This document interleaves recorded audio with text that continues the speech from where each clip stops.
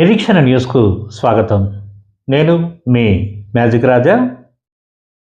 రామగుండంలో 100 పడకల ఈఎస్ఐ ఆసుపత్రి నిర్మాణాన్ని వెంటనే ప్రారంభించాలని డిమాండ్ చేస్తూ రామగుండం స్వచ్ఛంద సంఘాల ఐక్యవేదిక ఆధ్వర్యంలో బుధవారం గోదావరిఖని ప్రధాన చౌరస్తాలో నిరసన కార్యక్రమం చేపట్టారు.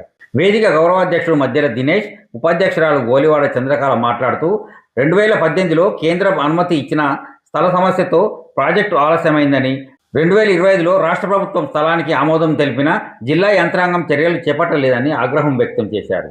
కేంద్రం కేటాయించిన 100 కోట్లతో పెద్దపల్లి, మంచిర్యాల, జగిత్యాల, కరీంనగర్, సిరిసిల్ల జిల్లాలకు చెందిన 60,000కు పైగా ఈఎస్ఐ కార్మికుల కోసం ఆసుపత్రి నిర్మాణాన్ని వెంటనే ప్రారంభించాలని, లేకుంటే రాజకీయాలకు అతీతంగా ఉద్యమాన్ని ఉధృతం చేస్తామని హెచ్చరించారు.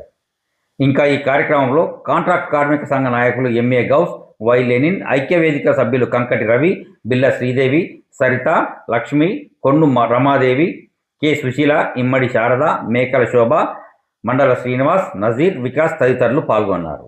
నియోజకవర్గంలో 2018లో మరి అప్పుడున్నటువంటి కేంద్ర ప్రభుత్వం ఈఎస్ఐ ఆసుపత్రి నిర్మాణం కోసము 100 కోట్ల రూపాయల నిధులను కేటాయిస్తే అప్పుడున్నటువంటి ప్రభుత్వము, ఇప్పుడు కొనసాగుతున్నటువంటి ప్రభుత్వము కేవలం స్థలాన్ని కేటాయించడంలో నిర్లక్ష్య వైఖరి చేస్తా ఉన్నారు. ఈ రామగుండం బ్రాంచ్కు సంబంధించి 5 జిల్లాలు, ఇది పారిశ్రామిక ప్రాంతం.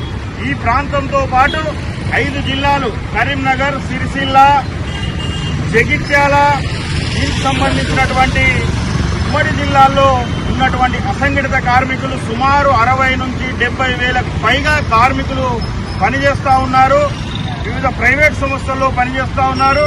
ఆటో డ్రైవర్లు, ఈసీఎం డ్రైవర్లు, అదేవిధంగా వివిధ రంగాల డ్రైవర్లకు కూడా ఈఎస్ఐ ఆసుపత్రి లేక ప్రైవేట్ ఆసుపత్రిని ఆశ్రయిస్తే అప్పుల ఊబిలో పడి ప్రాణాలు కోల్పోయే విధంగా నడుస్తా ఉన్నది. ఇక్కడున్నటువంటి కొంతమంది గత ప్రభుత్వం కానీ ఈ ప్రభుత్వం కానీ విచ్చలవిడిగా కొంతమంది కబ్జాలు చేస్తూ ఉంటారు. కానీ ఈఎస్ఐ ఆసుపత్రి కొరకు మరి స్థలాన్ని కేటాయించకపోవడం దురదృష్టకరం. ఇప్పటికైనా కానీ ఈ రాష్ట్ర ప్రభుత్వం ఈఎస్ఐ ఆసుపత్రి కొరకు స్థలాన్ని కేటాయించాలి. గౌరవనీయులు వంశీ ఎంపీ గారు అన్ని రకాలుగా ఈఎస్ఐ ఆసుపత్రి కొరకు పోరాడుతున్నా కానీ రాష్ట్ర ప్రభుత్వం, ఇక్కడున్నటువంటి జిల్లా గౌరవ కలెక్టర్ గారు కూడా వెనువెంటనే స్పందించి ఇక్కడ ఈఎస్ఐ ఆసుపత్రి నిర్మాణం చేపట్టాలి.